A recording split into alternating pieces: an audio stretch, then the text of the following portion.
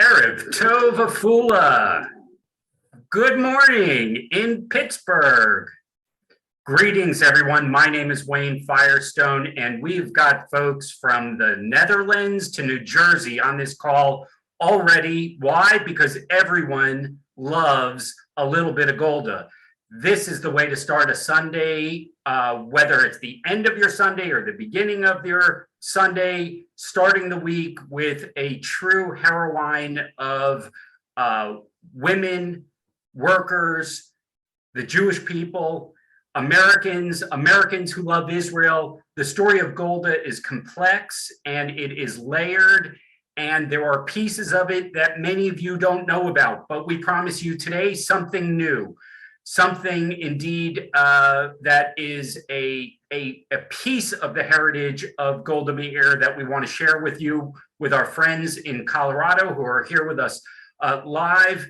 And indeed, her story is one that we see as a multi-generational story. And some of the people on this call on our panel today are going to share with you exactly why that is. So thanks everyone for being with us. I want to begin, we have a geographic dispersity today. I'm seeing people in Modi'in and Herzliya in Israel who are calling in. I've seen people in Philadelphia, in California, South Texas, South Florida, Miami. So let us know, Washington, D.C. Let us know where you're calling in from. And also, since we're sort of in the beginning of fall, and even with all the challenges that we've faced, including some of us today, to be here on this call, what are you hopeful about for the beginning of this year, whether that's the school year or the Jewish New Year, which is coming up as well? Let us know something that you're hopeful for. At the moment, I'm hopeful I can just make it through this call, and the Zoom gods will smile upon us for this wonderful session. But we've got a whole team here at IFL that will ensure that this episode will be something really memorable for you today. We begin with a kickoff with from Jerusalem with a Yerushalmi, someone who was born in Jerusalem and is there now, but has done a lot of things in between those two bookmarks. We're here with Professor Emeritus Meron Medzini. Professor has experienced quite a bit and written about it and shared it. He's actually written 10 books. We won't go into all those, and we won't cover everything in his book about Golda Meir, a political biography. We will only cover a very small portion of that today. But his background is so fascinating. You should know, in addition to being a dover or a spokesperson for Golda Meir, he was also a spokesperson for Levi Eshkol and a spokesperson for Yitzhak Rabin. So he brings a wealth of knowledge. He's also on the advisory board of the Golda Meir Institute for Leadership, which was the organization in Israel that helped ensure and helps continue to ensure the legacy of Golda Meir continues. It is a multifaceted legacy that is relevant to future generations, one of the topics that we want to talk about today. So I want to open up now, just to open the conversation, with Professor Medzini to share with us a little bit about Denver. I mean, a lot of us know about Milwaukee. You have the privilege of firsthand knowledge, not just as a researcher, but from your own mishpacha. Your mother was a close friend and confidant of Golda Meir's back in Milwaukee. And then there was this chapter before emigrating to Palestine in Denver that has been memorialized in a museum. And we're going to hear from the founder of that, one of the founders of that museum, Raz Dumam, as well as the current executive director, Lena Fishman, later in the program, to hear a little bit about how that legacy has been brought forward for future generations with an actual museum of a Golda Meir house. But take us to the beginning of this journey with a little bit of an eye toward the history of that is special to Denver, that will help ground this conversation today. Professor. Thank you very much. Hello, everybody from Jerusalem. I've been asked to place Denver in some sort of a historic perspective in the life of Golda Meir. Before doing that, few words about Milwaukee, which preceded Golda's 2 years in Denver and basically provides the answer to why did she end up in Denver? Why did she run away from Milwaukee? And what led her eventually to decide to go to Denver? Golda was born in Kiev in 1898. Family immigrated in 1906 to America. She met in PS4, second grade. She sat next to another little Jewish girl by the name of Regina Hamburger, who ended up by being my mother. So I knew Golda since I was a little boy. I'm told I met Golda when I was 2 years old in 1934. I do not have any recollection, but there are a lot of time spent with Golda Meir. The problem that led Golda to Denver started when she was about to finish high school, grade school, elementary school. The family did not want her to continue high school. The family saw no valid reason for Golda to get an education. What's the purpose? And Golda rebelled. She rebelled against quite a few things. The first, her mother, with whom she had a bickering, very difficult, acrimonious relationship. The mother insisted that Golda help in the store that they had, such an extent that a warrant officer once arrived and said, you can't keep her at home, she's got to go to school. The second problem was the fact that she grew up in a barren home. No books, no music, no toys, no games, no fun, nothing of that sort. The third, and we asked her a number of times, did you have non-Jewish friends? No. Did you read the non-Jewish media, the Milwaukee journals? No, she read only Yiddish. Did you go to the movies? Already there was a movie theater, concerts, museum, not at all. In other words, she lived in a very confined sort of environment and came to the conclusion, she asked herself a very simple question at the age of 14. What does the future hold for a Jewish girl in 1912 in Milwaukee, at the time when American women were not yet allowed to vote? I could become eventually, I could aspire to be a seamstress, a nurse, a teacher, a clerk, to work for in a department store, that sort of thing. Not more than that. And being a very ambitious woman from a very early age, she said, this is not for me. I've got to take my own life and my own future in my own hands and do something with myself, realizing that this could not happen in Milwaukee, Wisconsin. In fact, Milwaukee they exchanged one ghetto for another. Kiev ghetto ended up in the Milwaukee ghetto. And therefore, she needed to get away. She consulted with her older sister, Shani, who lived in Denver. She arrived there because she had TB, and she went there to sort of recover.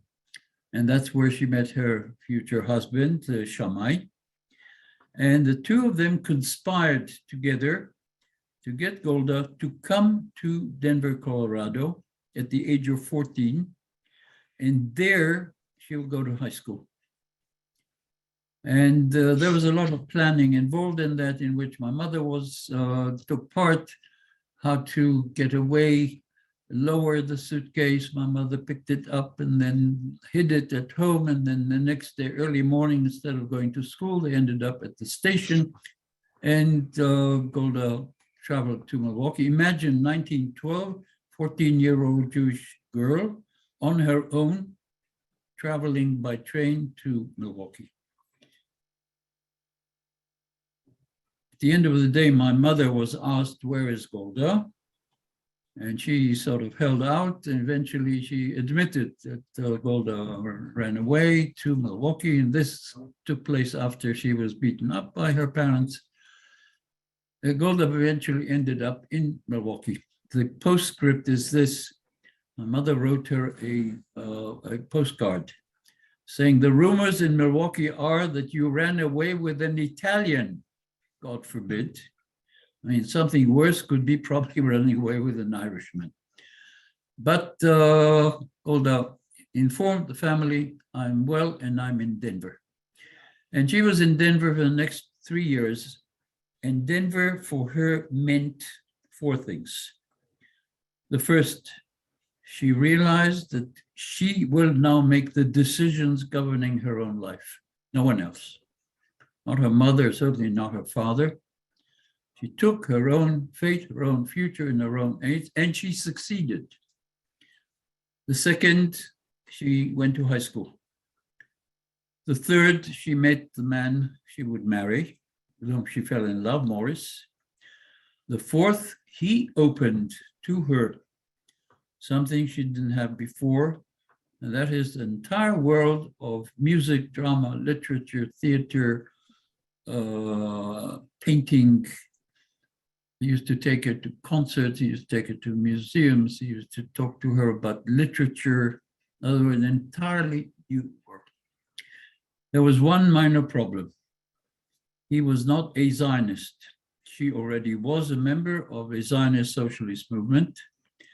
And she thought he would eventually convert to Zionism and agree with her that both of them will immigrate to then Palestine. He may have thought that eventually she will relent and they'll marry, start a family, and live normally like the rest of the American Jewish community at the time. Both were wrong, of course, but she was madly in love with him. And after 2 years, the family sent back a message, "All is forgiven, come back." And she ended up going back, finishing high school. Morris followed her. And together they ended up going to Palestine. My mother was a member of that group that sailed away from New York in 1921. So the years in Denver for Golda meant essentially a sense of freedom, a sense of doing something that she wanted. The last point I want to make is this. She realized that in America, there would be not much that she could do. By the way, the pictures that you see now, on the left is Golda, my mother, below, and top of them, another friend. 50 years later, at a reunion in the garden of the Prime Minister of Israel, Golda Meir, Golda on the left, my mother on the right, and the Rezel in the middle. Before 10 years before that, there was the 40th reunion, and this one attended by children and grandchildren. Photo you have here, top line, surrounded by a circle, is Morris, the man she married. Golda is middle row right, and next to her is my mother. This was taken in May 1921. The point I started making is this. Oh, by the way, this is most important. That's me and Golda Meir. She was looking very surprised at something that I told her, I forget what. Golda felt in America, she would not be able to achieve her ambitions, and she was a very ambitious woman. And therefore, she would go to Palestine.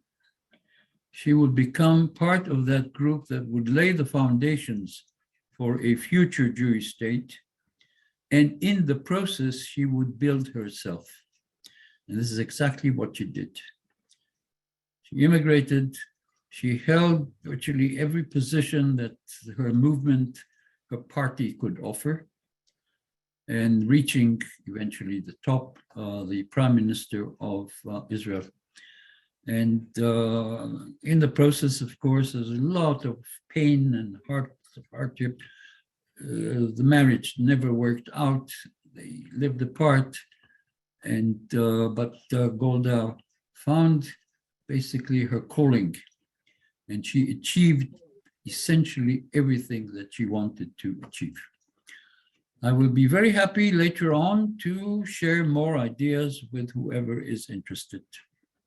Well, I'm sure that the hors d'oeuvre section to your presentation will entice some very rich discussion. So we now have the historical landscape set of this sort of defining period of Golda's coming of age of sorts, becoming an adult, making decisions on her own as an empowered woman and being exposed to lots of new things in the world, but being very committed to her Zionism. So we have another very ambitious woman joining us on the panel to talk a little bit about the Denver embrace of Golda and Golda's story. Roz Duman, she is a friend not only of the Golda Meir legacy, but a friend to America-Israel Friendship League, was actually the first regional director of AIFL, physically based to open up a regional office and physically based in Denver. And indeed, as you'll hear from Roz, much of this love between Denver and Colorado with Israel comes from a very deep sense that there was an important story to tell and to memorialize, and the community mobilized its resources initially to make sure that the house that Golda lived in when she was in Denver was actually preserved as a museum. So that's actually the first part of our story on the connection now of maintaining the legacy between Colorado and Israel through this Golda Meir story. And it also has some interesting connecting points to some very prominent Colorado leaders and citizens, which Roz is going to share with us now. Thank you, Wayne. It is an honor being here with all of you today to talk about the first stages of saving the Golda Meir House in Denver and my former boss, Congresswoman Patricia Schroeder, who was the first woman elected to Congress from Colorado, serving the United States House of Representatives from 1973 to 1997. I actually have a picture of her during one of her campaigns. So I thought I would share that with all of you. Prior to Pat's second term, I was asked to join the Denver staff as scheduling secretary, liaison to the Jewish community, and had many other duties for over 8 years. On a Sunday morning, August 2nd, 1981, I was with Mrs. Schroeder, at which time she told me about the meeting she attended on Saturday, the day before, for the Sloan's Lake Association, chaired by Jean May, who had recently discovered that Golda Meir lived in her neighborhood on the west side of Denver. Pat proceeded to tell me about her conversation about the duplex located at 1606 Julian Street, and that it was to be torn down the next day, as well as many other homes in that area.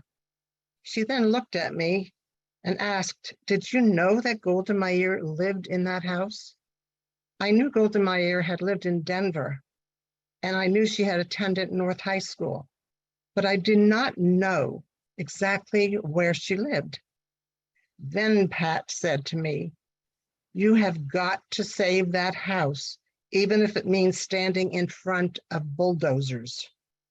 Being a good staff aide and realizing that such a historic building must not be destroyed, I simply said, "Okay."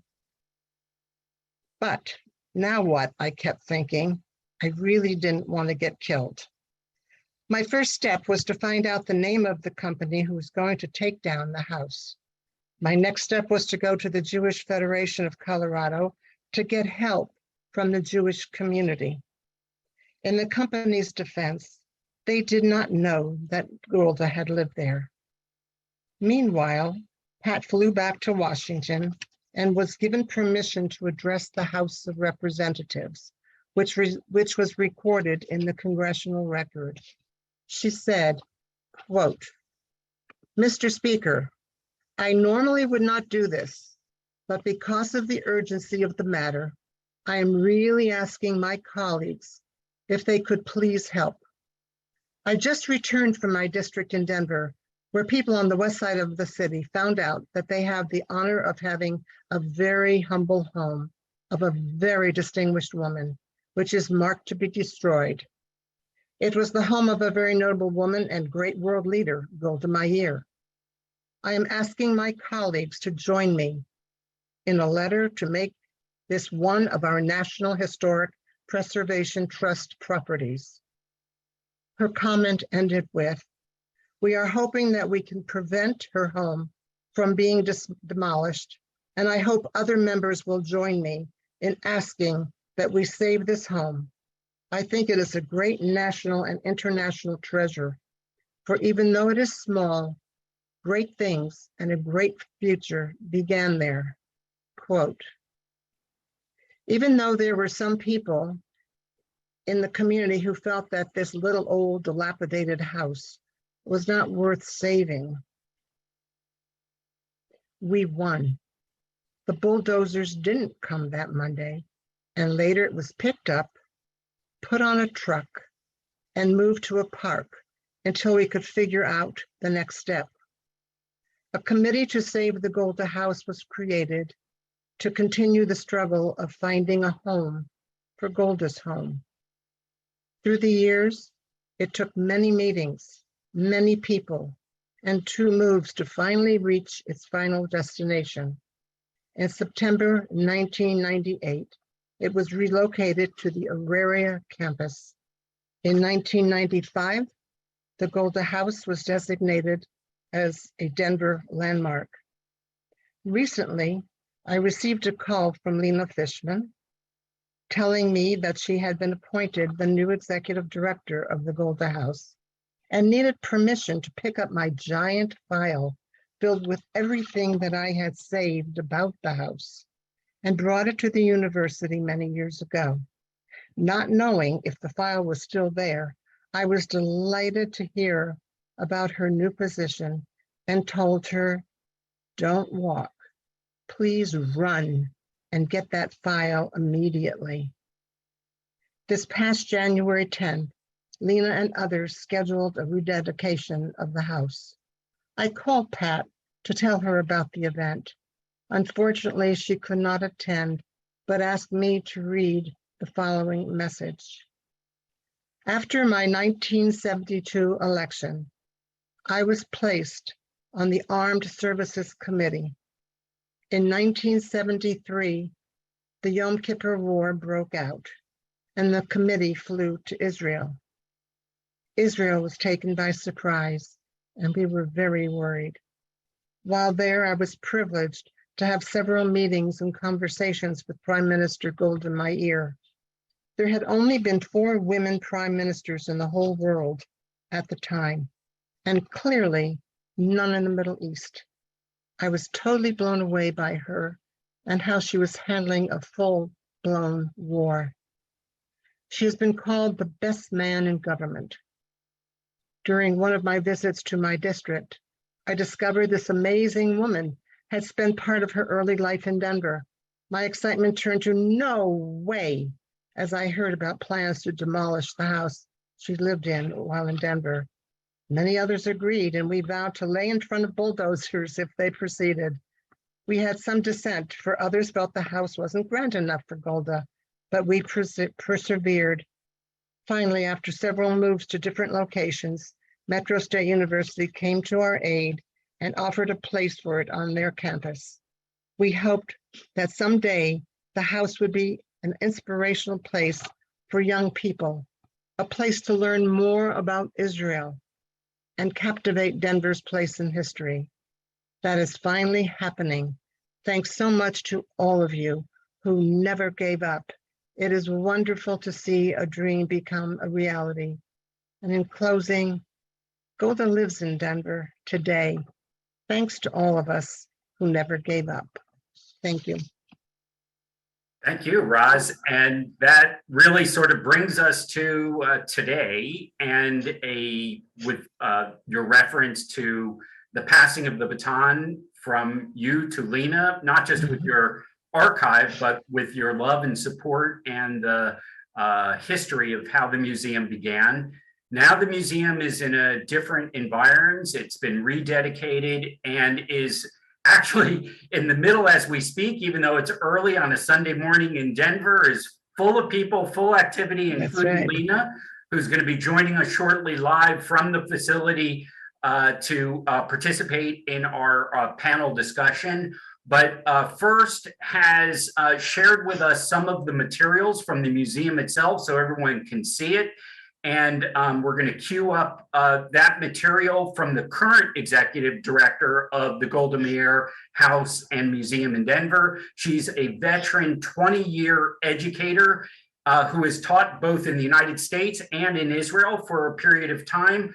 So we're going to introduce the current facility and the current museum and activities through this clip that we're going to play for you now, and then proceed with our discussion afterwards with Lena and Professor Medzini and Raz Duman all together on the panel. Hello, everyone. It is an honor to be here with the America-Israel Friendship League and all of you.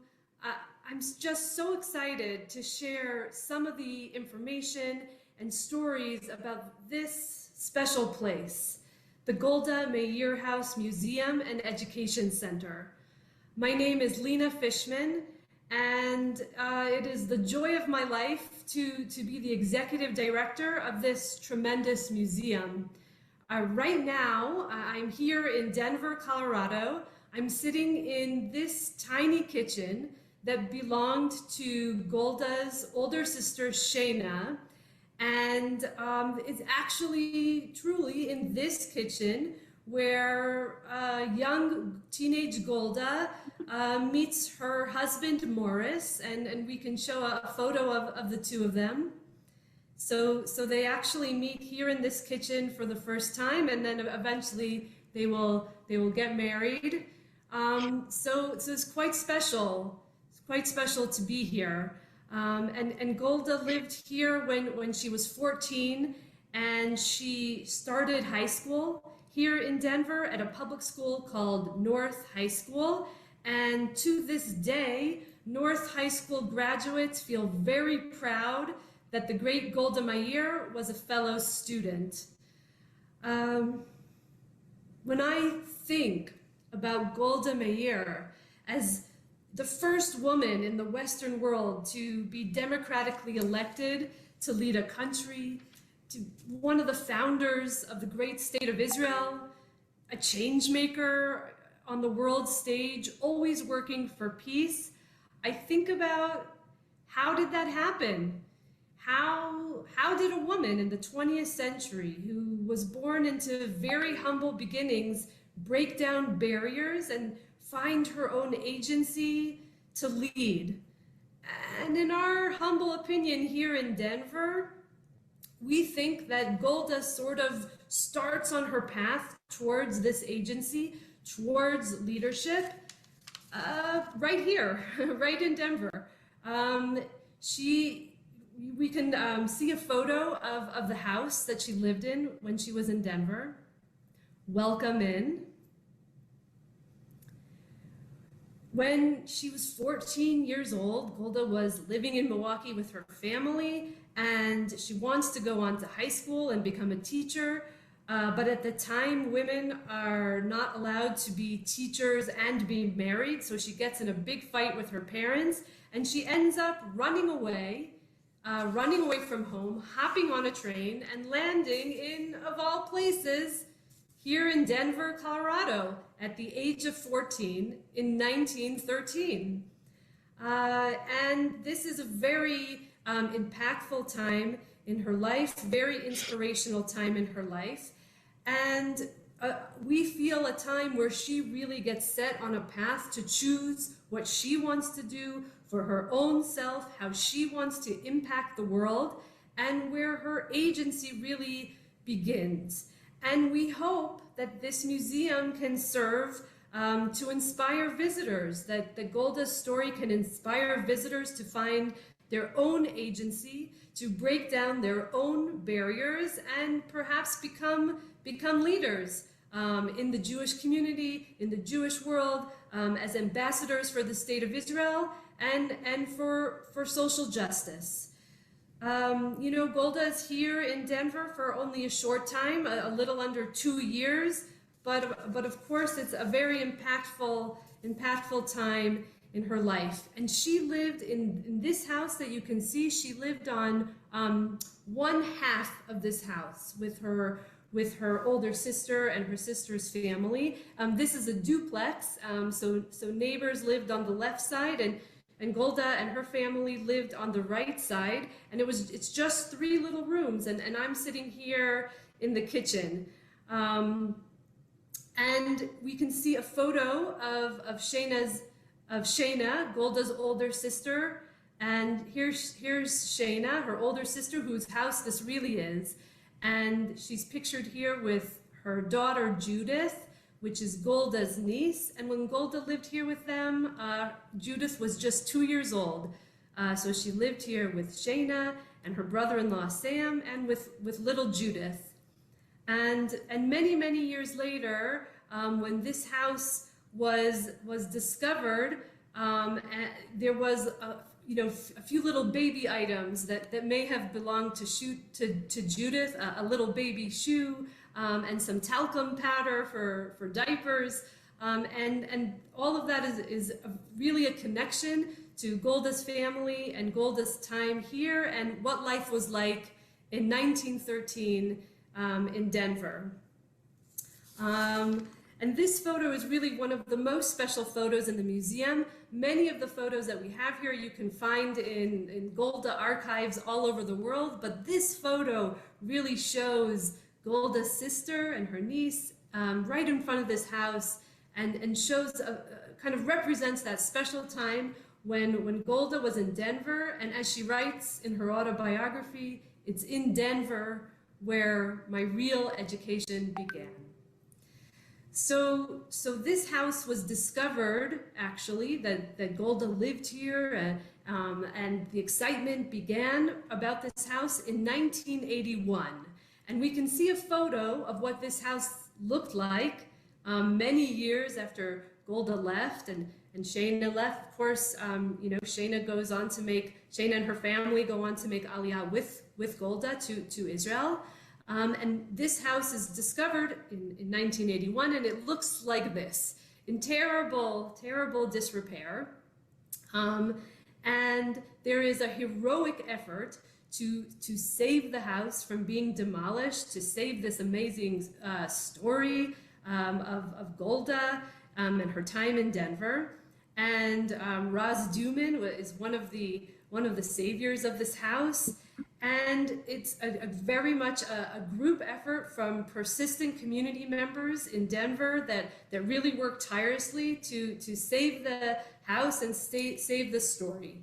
And you can see in the next photo that eventually this team puts together a deal, and in order to save the house, they need to move it from its original location. Originally, the house is on the west side of Denver, where the Jews in the late 1800s and early 1900s gathered and had their neighborhoods. And this house was at 1606 Julian Street. And then in 1981, in an effort to save it, it needs to be moved off of that location. So the house is put onto a truck, and there are people who are standing on the roof of the house, at 4 or 5 in the morning when they move the house, and they're picking up the street lamps so that the house, the roof doesn't get destroyed, and there are people walking behind the house picking up the bricks, and eventually it moves to a park. And over the course of the 1980s, the house is sort of in a fight with the city, between people that care about saving this house and the city that doesn't really know what to do with it. And over that time, over the 1980s, it is a very difficult time for this poor house. As they bring attention to the house, of course, unwanted attention comes as well, and there are Nazis that spray swastikas and an arsonist that tries to burn it down. But eventually, the state of Colorado steps in. And in 1988, the house is moved again to the campus where I'm sitting. The house now sits on something in Denver, Colorado called the Auraria campus. And it's about an 8-minute drive from its original location. And the house was restored to look like it looked originally when Golda and Shana lived there in 1913. And this is a very fitting place for this house. The Auraria campus has a lot of history. There are a lot of historic buildings here. The oldest neighborhood in Denver and the original homes from one of the blocks of that neighborhood is on this campus. So it's a fitting place for a historic house. It's also an educational campus, and it houses 3 different colleges, including 2 community colleges. So, you know, Golda was in Denver really to pursue her education and her dreams. And on this campus, there are thousands of students who have similar stories to Golda's, who have immigrated here to this country, who have maybe their family were refugees, and maybe they're the first person in their family to go to college. And all of them are working hard to get their inspiration and their education. And it's very meaningful to this campus to have Golda's story here for all of the students to learn from. And so the house moves to this campus in the late 80s, it gets restored in the 90s, and then the story goes dark. We don't hear about this house in Denver, hardly at all.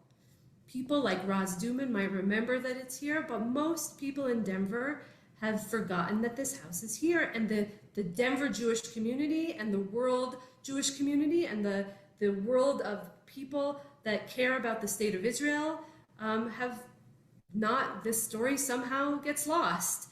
And I don't know exactly why that happens, but it seems like the caretakers of the house, before I got here, I've been in this role for about 1 year, the caretakers kind of downplayed the Israel part of this story and the Jewish part of this story. They didn't want any controversy, and that had some pretty unfortunate consequences of this house sort of losing its identity. And in the last year, we have made a concerted effort to revive that identity, to really show that this house stands proudly for the state of Israel, to teach about the state of Israel, that a Jewish woman and a Jewish family lived here, and that woman went on to be a founder and a prime minister of the Jewish state of Israel. And that reclaiming of the identity has had a remarkable effect, and suddenly everybody has started to learn about this house again. And over the past year, we've had 1,100 visitors, where before a couple people might trickle in here and there if they happen to have read My Life by Golda Meir, and maybe somebody was around to open the door for them. So now we're really in this process of reviving this house and reimagining the possibilities of what this house can be, that it can stand up for the state of Israel, that it can stand up to fight anti-Semitism, and that it can really draw on inspiration from Golda's life herself. You know, for example, Golda was born in Kyiv, Ukraine. She lived in a time with tremendous anti-Semitism and pogroms, at a time where the Ukraine was controlled by the Russian Tsar. And we, taking inspiration from Golda, the students on this campus held a vigil for the people of Ukraine, in support of the people of Ukraine. And we spoke about Golda and her life and her vision, really her vision for the state of Israel, that the state of Israel could be the type of country that exports aid and support and help all over the world, of course to Jews, but to anyone, whenever help is needed. And we spoke about how Israel is the only country to have built a field hospital in the country of Ukraine, and it's really, it's actually named after Golda Meir. So we can see in the next photo that this is a Ukrainian soldier, and Golda's memories really serving as inspiration for the soldiers and for the people of Ukraine. And we would like to do that in this museum as well, to use Golda's memory to inspire our visitors, to do programs for women's empowerment, and to think about the work that Golda did all over the world and how we can bring that to life in this museum. So we're just kind of switched to the very last slide. And that's sort of our mantra here. We've taken this quote from Golda, make the most of yourself by fanning the tiny inner sparks of possibility into flames of achievement. One of Golda's many brilliant quotes. And that's what we'd like to do as we sort of revive this new museum. And we invite you to Denver and invite you to visit.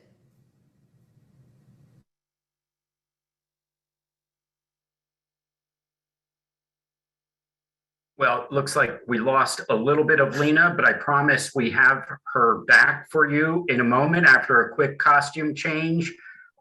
Professor Medzini, I want to come back to you. I was thinking about that quote that we just saw up on the screen about achievements. Since you've really looked at her through the lens of a child, through a historian, as well as someone who worked closely with her, what are the large achievements that you see from her as a global figure that has transcended her Ukrainian heritage, her Milwaukee beginnings, her Denver coming of age, and to go on to become not just a chalutz in Israel, but to become the prime minister and a major figure in Israeli society? In a telegraphic fashion, Wayne, her achievements all were made before she became prime minister. When she became prime minister in 1969, her achievements were behind her. I'll list many of them very briefly. Probably one of the most important was her ability to raise $100 million in 1948, which paid for all the weapons that we acquired in Czechoslovakia and enabled us to fight the war. $100 million then, I don't know what it would be now. It was about a third of the cost of the War of Independence. Her probably greatest achievements were a series of laws, labor laws, enacted when she was Minister of Labor and Housing. Women's work, children's work, days of rest, and above all, that's the key thing, Social Security. That's Golda Meir. Her opening to Africa, the relationship, special relationship with America, which started under John F. Kennedy and culminated with Richard Nixon. Her ability to find paths to American Jews and non-Jews. I remember there was one time she addressed a meeting of the AFL-CIO, and she arrived on the scene. Everybody was very happy, and she asked, who is here a member of the Carpenters Union? And somebody said, well, what are you asking? She said, my father was a member of the Carpenters Union. Ooh, pandemonium in the hall. She also mentioned the fact that her father was a carpenter in the Vatican. And the cardinal said, oh, a carpenter is very important here in the Vatican. In other words, she knew, she understood history. She had a very good sense of humor and also a great deal of humility. But in Israel, we have a problem, and that is the Yom Kippur War, which, as Lena mentioned, we were surprised, we were caught by surprise. In many respects, she was responsible. She was the prime minister, and she admitted that she was responsible. But if we needed a war, we were lucky. She led the war, and I watched her virtually every day conducting her war cabinet, packs of cigarettes, glasses, coffee, quietly, soberly, very competently understood military issues, strategic issues, and so on. Last week, a book was published in Israel for children by a very popular writer. Here, this is the book, and the title is very apt. It's called Soft Steel, which is probably one way to recognize Golda Meir, soft steel. Well, that's an incredible image. Thanks for sharing that. And it's going to lead into more of our discussion later about her legacy for different people, different generations. Roz, there's a comment that came in from one of our participants today, Agnes, who met Golda, saw her speak in Uruguay at a reception that was taking place, and just about feeling how impressive she was. Agnes apparently was 18 years old at the time.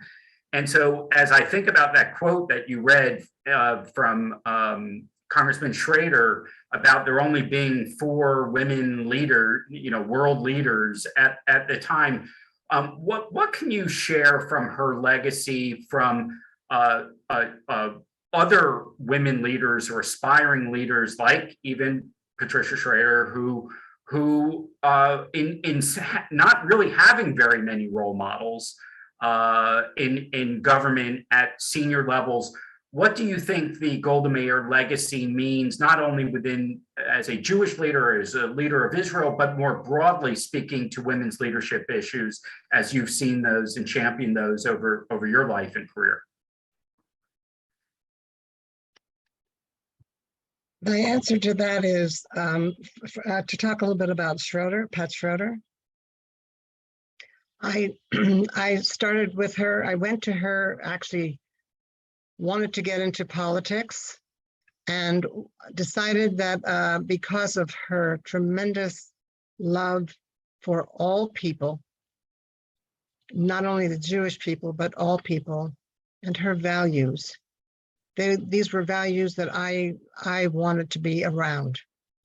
And so I joined her and realized that Golda was a tremendous inspiration to her. Golda was strong. Golda didn't give up. Golda knew what she wanted to do and where she wanted to be. And that was Pat Schroeder. She knew where she was going.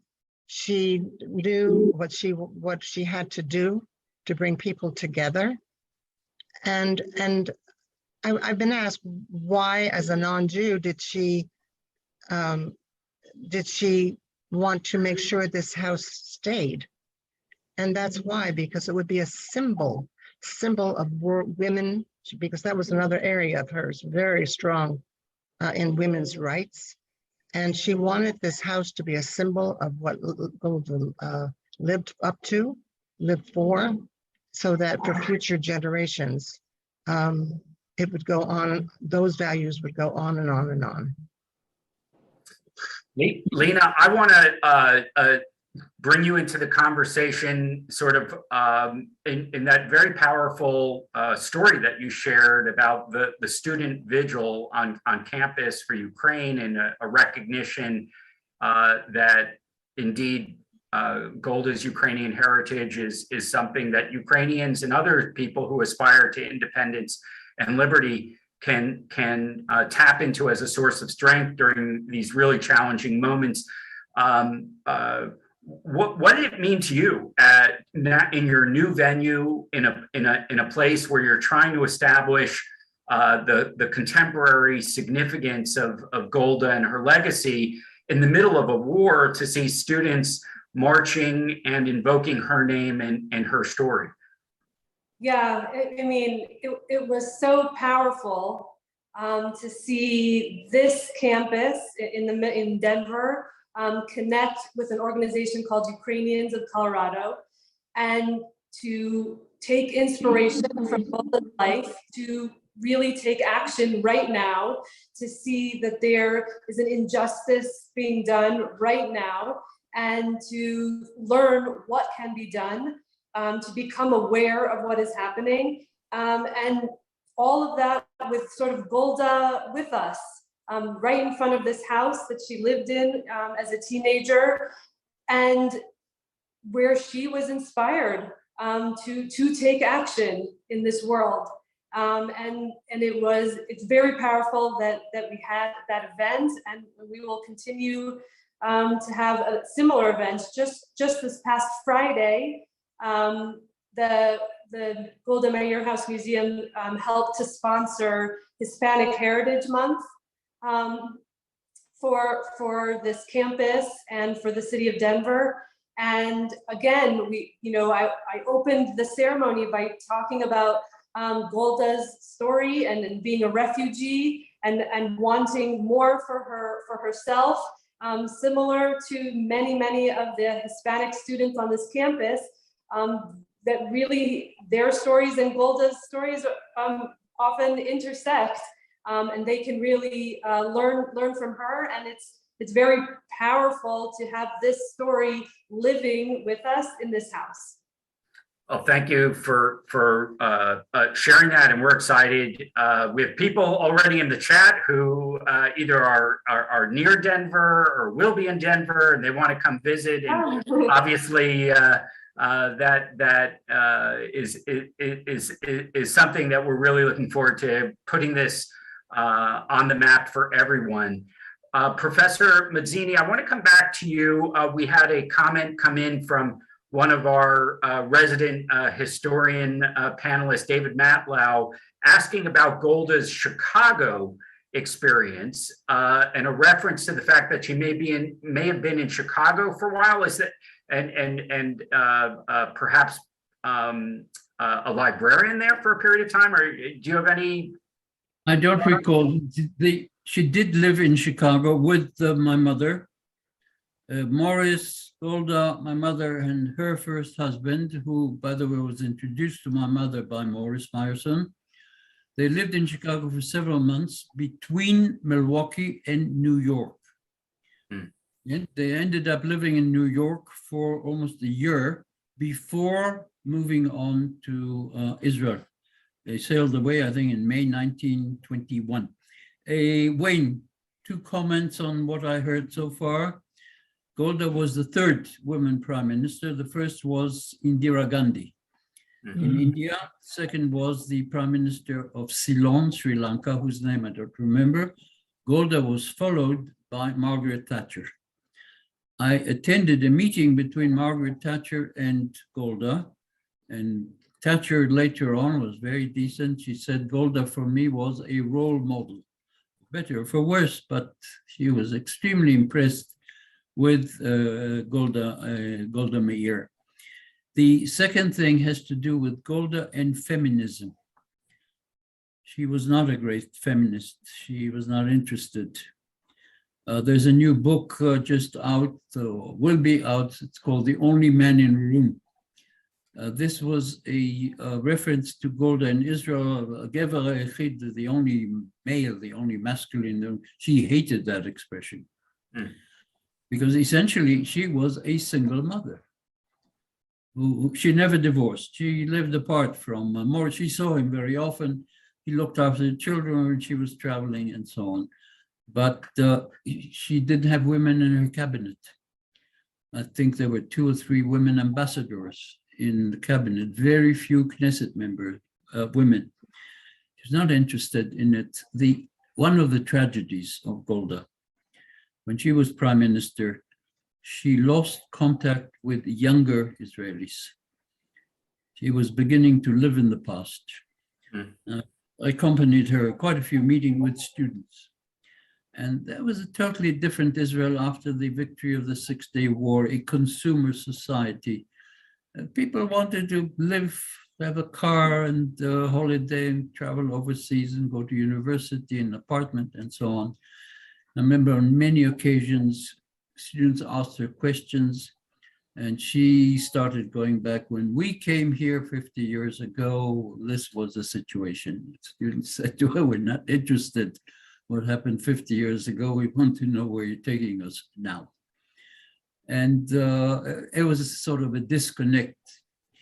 Today, there is finally and happily a great deal of revival of interest and admiration and fascination with Golda Meir in Israel, and not only in Israel, to films being made and plays and so on, which makes me very happy because I think she deserves a balanced and a decent place in the history of Israel.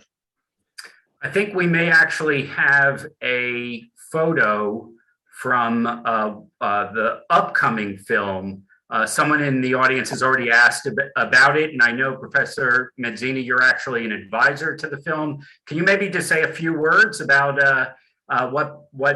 what you know is coming from the film? I know Lena's been in contact. The film that I gave some advice is by an Israeli called Guy Nativ, who apparently won an Oscar. I don't know exactly for what. It's with a very well-known actress called Helen Mirren. And from whatever I saw, he portrays Golda very well. It has to do with the Yom Kippur War, only with the Yom Kippur War, which of course was the pinnacle of Golda's career and perhaps the cause of her downfall. My advice basically was how Golda conducted herself, mannerism and so on. She never scolded, she never berated anyone. She was never angry at anyone. The worst was, who does he think he is? What does he think for himself? Which is probably a translation from Yiddish. But she would give you a look and you would freeze.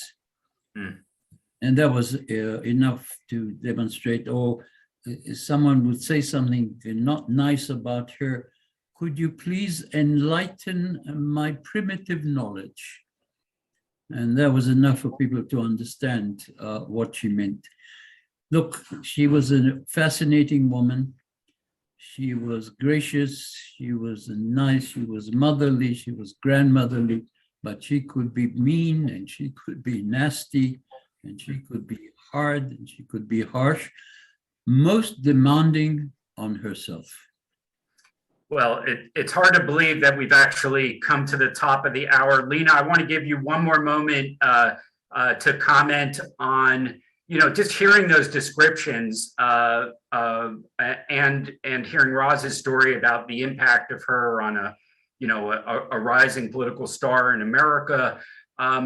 When you hear her discussed as a figure today, trying to translate her to this next generation, why is it that you think that a Hollywood movie star film with Helen Mirren is going to portray her life? Why is this little old lady in caricature of a soft, steely woman, to paraphrase, why is it still so compelling and relevant for young people today, you think?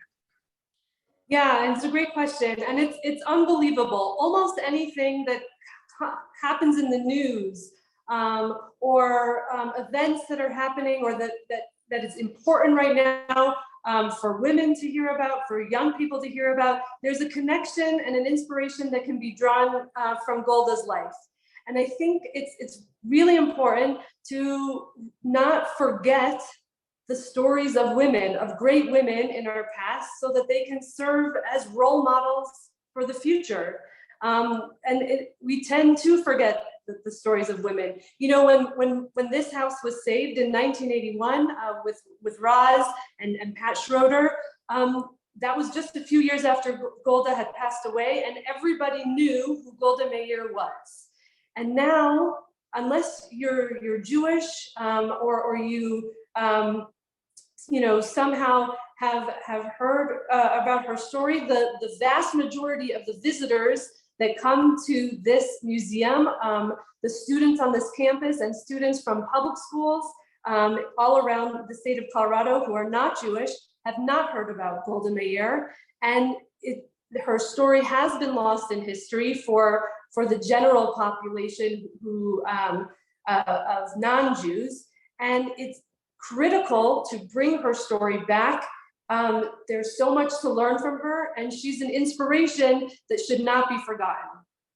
Well, I just want to say to Roz and Lena, what a wonderful example of a transition of leadership and of sharing from the heritage of Golda, from its founding generation to future generations. I think Golda is up there smiling somewhere. And of course, Professor Medzini, to your scholarly and patriotic commitment to the state of Israel and its leadership and the communication of that for all 10 of your books, but in particular for this one, to share that legacy with us. There are so many incredible questions that people have raised about Yom Kippur, about her how she's memorialized in Israel and around the world, and we'll want to continue to explore that on our future episodes as well. So thanks today to all of our panelists.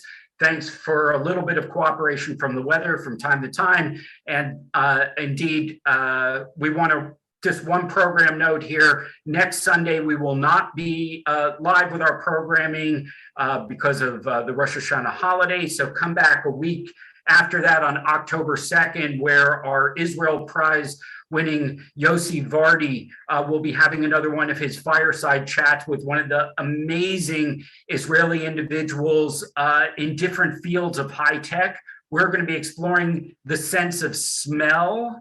And I don't just mean how to distinguish between perfumes and flowers, but some really incredible research that comes unexpectedly from the mosquito, which apparently has an amazing sense of smell that we can learn from.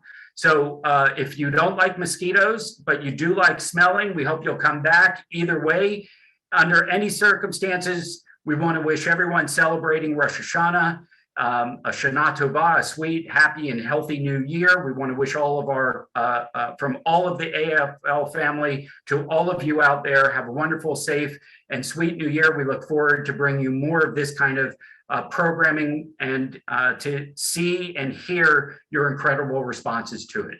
L'hitraot, Shana Tova.